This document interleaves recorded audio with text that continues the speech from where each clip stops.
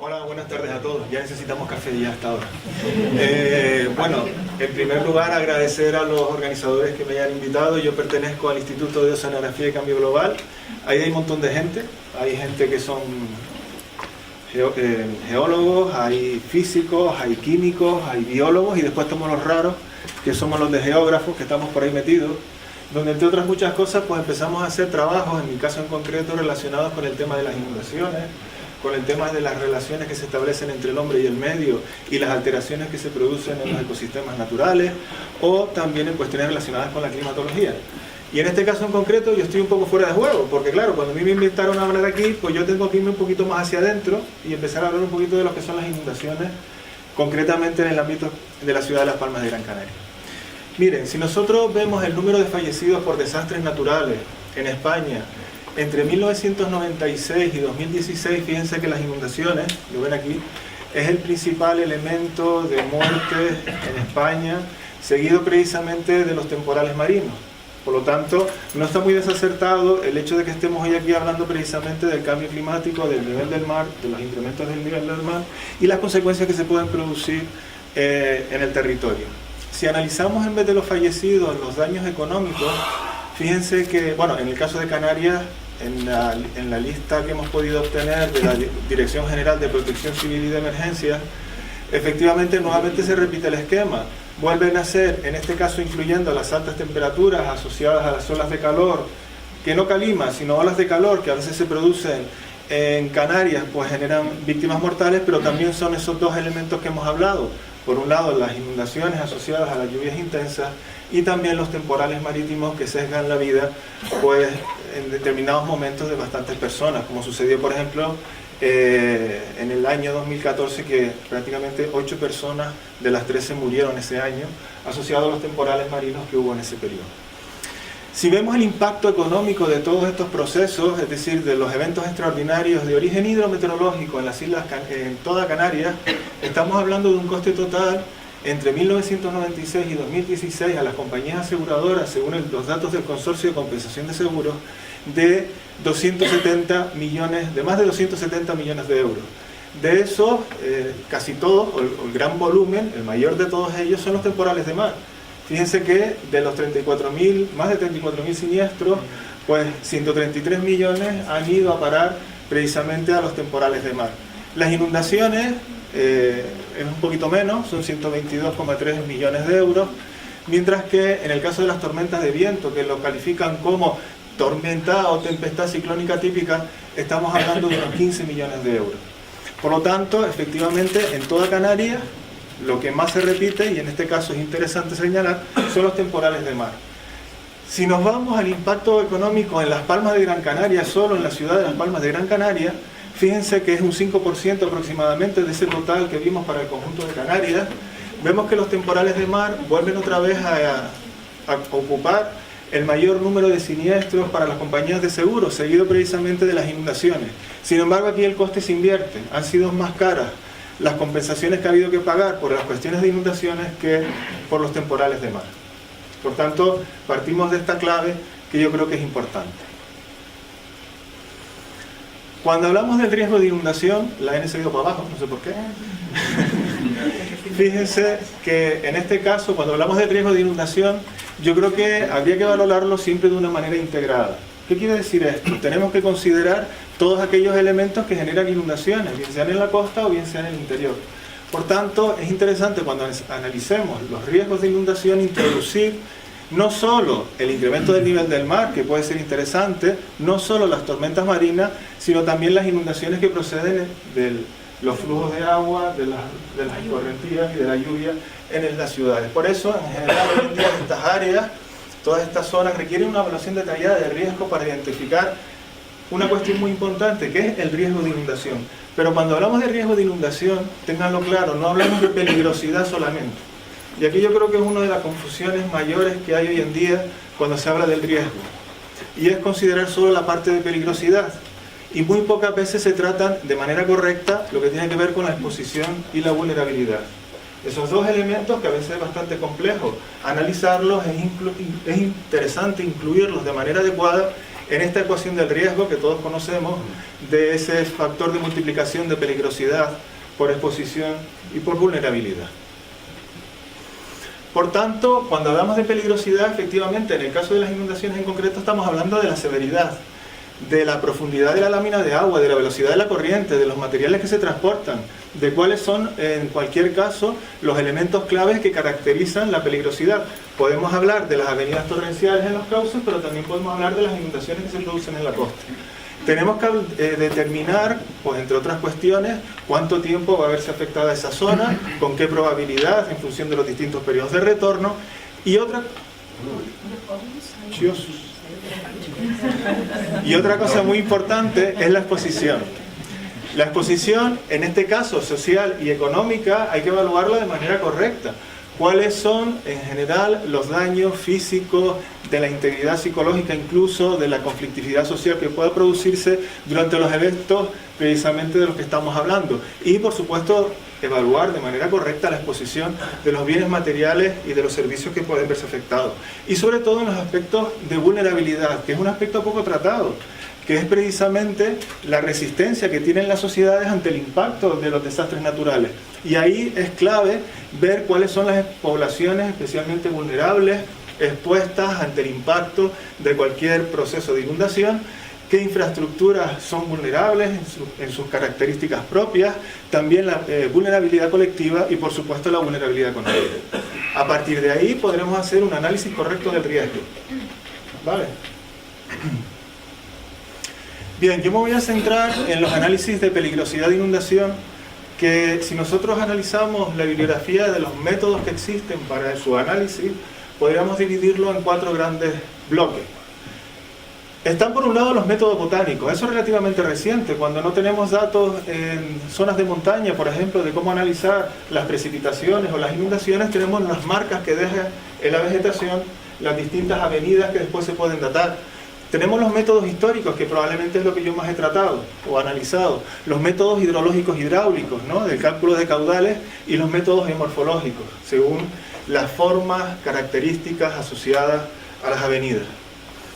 En este trabajo que yo les voy a mostrar, que muestra los efectos o el impacto de las inundaciones y de los problemas asociados a las lluvias intensas en la ciudad de Las Palmas de Gran Canaria en un periodo muy concreto, entre 2000 y 2012, podemos observar cómo efectivamente, en general, los distintos incidentes que se han observado, esto lo hicimos con un alumno precisamente que era bombero, que trabaja en el consorcio de la ciudad de Las Palmas de Gran Canaria, que nos permitió identificar cuáles han sido todos los incidentes que se han producido en la ciudad de Las Palmas de Gran Canaria durante esos años. Fíjense que lo más importante en este caso es cómo se correlaciona claramente el número de incidentes, como no podía ser de otra manera, con el número de días de precipitación, con unos intervalos en función de la intensidad de la precipitación en 24 horas. Y queda muy claro que a partir de los 30 milímetros aproximadamente, el número de incidentes ya empieza a ser bastante significativo.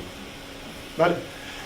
Abajo tenemos los lugares, diferentes lugares de la ciudad, de las diferentes unidades de la ciudad, la isleta, la plataforma litoral, la ciudad alta y en general los lomos y los riscos, y en ellos vemos los incidentes que se han producido en ese periodo y vemos cómo efectivamente las inundaciones de los viarios, de los edificios especialmente, soy yo, es que lo estoy dando en la plataforma litoral son importantes.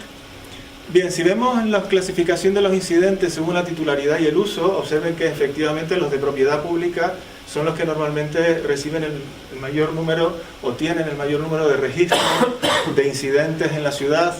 Hablamos de especialmente las carreteras, las vías de comunicación, algunos centros de enseñanza, algunos centros, digamos, médicos, y también la propiedad particular de viviendas, garajes y otros. En general, vemos por tanto que dentro de lo que es la propiedad privada de uso colectivo, los centros de enseñanza, curiosamente los centros comerciales, que cada vez vemos más cómo se inundan durante las lluvias, o los parkings, pues son elementos que son realmente dañados y son vulnerables. Bueno, ahí tienen la localización espacial de todos esos incidentes que se han producido, cuáles han sido los más frecuentes, como ven ustedes, sobre todo en la plataforma litoral, hay bastantes áreas que han tenido y lugares concretos que han tenido problemas de inundación. En la plataforma litoral, de hecho, hay 88 incidentes asociados fundamentalmente a inundaciones de vías, 76, por ejemplo, edificaciones e incluso otros problemas que se dan asociados a los arrastres de materiales detríticos, desde las laderas hacia las vías de comunicación, los derrumbes de muros de contención, e incluso alguna vez algún colapso de algún edificio.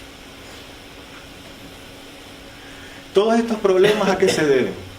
Bueno, si hacemos un análisis del tema de las inundaciones en la ciudad de Las Palmas de Gran Canaria, tenemos que centrarnos sobre todo en los problemas de las redes de saneamiento y de evacuación de aguas pluviales. Algunas de ellas no existen y se evacúan todas directamente a través de la red de alcantarillado. Esto es un problema que viene repitiéndose desde, lo veremos ahora, desde que la ciudad empezó a funcionar.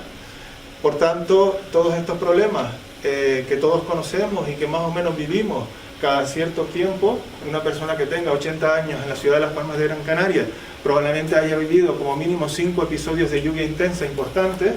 Por lo tanto, esto es lo típico que se suele producir cuando se ocupan no solo los barrancos, se impermeabiliza sobre todo el territorio y a partir de ahí toda el agua se convierte en escorrentío. Miren, este fue un trabajo y esta es la pregunta que nosotros hacíamos: si se produce o no un incremento de las zonas inundables en la ciudad a lo largo del tiempo.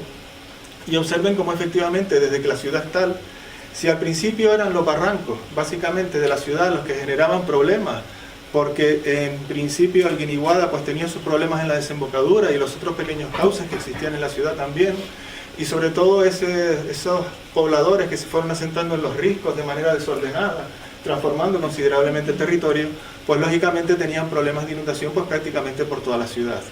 Y en este devenir de los años y en el crecimiento de la trama urbana, efectivamente comparamos esos dos elementos y vemos cómo efectivamente las áreas que se inundan coinciden de una época a otra, pero se van incrementando, especialmente en aquellas zonas que se van construyendo. Por tanto, esa pregunta yo creo que se responde de manera clara cuando vemos cómo se van inundando todos los barrios de la ciudad a medida que va creciendo.